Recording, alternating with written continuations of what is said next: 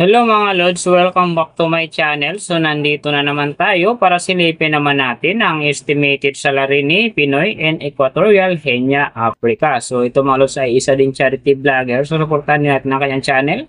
Sana wala ng buzzer, support na lang tayo sa kanyang mga gandang adikain. Pero siyempre huwag nyo rin kalimutan na isama sa pag-support ang aking channel. So mga Lods, kung bago pa kayo sa aking channel, pakiclick naman ang subscribe natin. And then siyempre pakipost na rin ng notification bell para lagi kayong updated sa ating video. So ano pa ba ang hinihintay natin mga Lods? Let's go!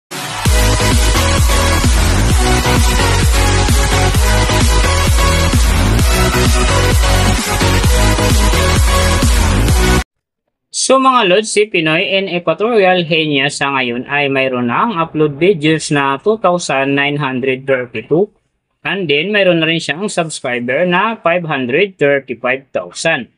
So may video views naman siya ngayon na 277,245,972. And then yung kanyang country is PH.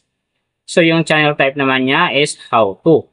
And then, yung account niya, ginawa ito noong July 24, 2020. So, doon naman sa kanyang total grade, nakakuha siya ng B+. And then, sa kanyang social blade rank naman, nasa 42,605. So, doon naman sa kanyang subscriber rank, nasa 1,774. And then, sa kanyang video views rank naman, nasa 66,727. So, doon naman sa kanyang country rank, nasa 540. And then, sa kanyang how to rank naman, nasa 1,005. So, nakita na natin yung kanyang ranking. Silipin naman natin yung kanyang last 30 days na subscriber. So, nakakuha siya dito ng 8K. Ang hindi lang maganda dito mga Lods kasi ang kanyang percentage ay bumaba ng 61.9%. Nang ibig sabihin, mas bumaba yung pasok ng kanyang subscriber ngayon kung i-compare natin sa nakaraan niyang buwan.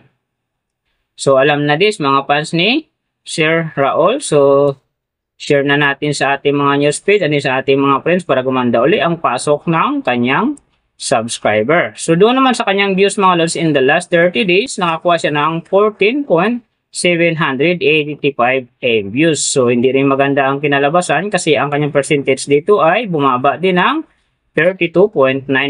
So, ibig sabihin nun, bumaba din ang pasok ng kanyang views sa ngayon kung i-compare natin sa nakaraan niyang buwan. So, share natin ang kanyang video mga Lods dahil big help yan para gumanda uli ang pasok ng kanyang subscriber and then syempre yung kanyang views. So, nakita na natin yung kanyang ranking, last 30 days subscriber, and then yung kanyang views. Silipin naman natin yung kanyang daily summary from subscriber, views, and then yung kanyang earning. So, sa kanyang subscriber mga Lods, may 3 araw ako nakita rito na umangat ng tig 1K. Simula noong July 19, nakakuha siya ng 1K. Nasundan ito ng July 23, nakakuha ulit siya ng 1K. And then, pagdating ng July 26, nakakuha na naman siya ng 1K, kaya ang kanyang subscriber ngayon nasa 535,000. So, doon naman sa kanyang views, mga Lods, yung magaganda rito, July 17, nakakuha siya ng 904,000. And then, pagdating ng July 19 naman, nakakuha siya ng 935,000. So, pagdating naman dito ng July 23, nakakuha siya ng 932,000. So, yung last na medyo maganda sa kanya dito, yung July 27, nakakuha siya ng 528,000. So, yan ang magagandang views na nakuha niya mga Lods. Pero sinasabi ko, hindi yung ganun kaganda kasi nga, ang kanyang percentage dyan ay bumaba ng 32.9%. So, doon naman sa kanyang earning, tingnan natin dito yung July 22. So, sa kanyang low estimated, nakakuha siya ng $90. And then, sa kanyang high estimated naman, nakakuha siya ng $1,400. So, ang mga yan naman mga Lods, daily summary lang, mas maganda kung silipin natin yung naka-round off na from daily, weekly, and monthly para malaman na natin kung magkano na ngayon ang estimated salary ni Pinoy and Equatorial Kenya, Africa dito sa YouTube. So, unahin natin yung kanyang daily average. So, sa daily subscriber, nakakuha siya ng 267. And then, sa kanyang views naman, nakakuha siya ng 492,818. So, doon naman sa kanyang daily, low estimated ng kanyang earning, nakakuha siya ng $123. So, times natin sa 58, mayroon siyang 7,134. And then, sa kanyang daily high estimated naman ng kanyang earning, nakakuha siya ng 2,000 US dollars. So, times natin sa 58, mayroon siyang 116,000. So, yan naman mga lods ang kanyang daily average. So, pupunta naman tayo sa kanyang weekly average. So, sa weekly subscriber, nakakuha siya ng 1.86k. And then, sa kanyang views naman, nakakuha siya ng 3,449,726. So, doon naman sa kanyang weekly, low estimated ng kanyang earning, nakakuha siya ng 862 US dollars. So, times natin sa 58, mayroon siyang 49,996. And then, sa kanyang weekly, high estimated naman ng kanyang earning, nakakuha siya ng 13,800 US dollars. So, times natin sa 58, mayroon siyang 800,400. So, yan naman mga lods ang kanyang weekly average. So, pupunta naman tayo sa kanyang monthly average. So, sa monthly subscriber, nakakuha siya ng 8K.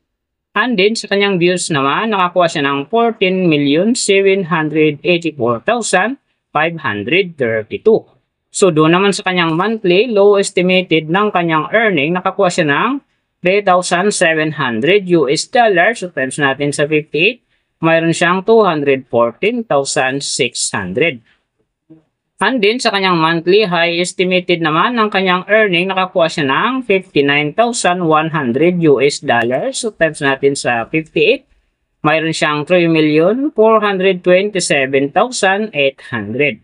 So, yan naman mga lods ang kanyang monthly average. And then, yung nababanggit ko rito or nakikita nyo is pawang estimated lamang yan. Nakabase lang tayo sa Social Blade website. Isang public website na kahit sino pwedeng mag-open para malaman kung magkano na ang estimated salary ng ating mga iniidolong YouTuber, vlogger, or influencer.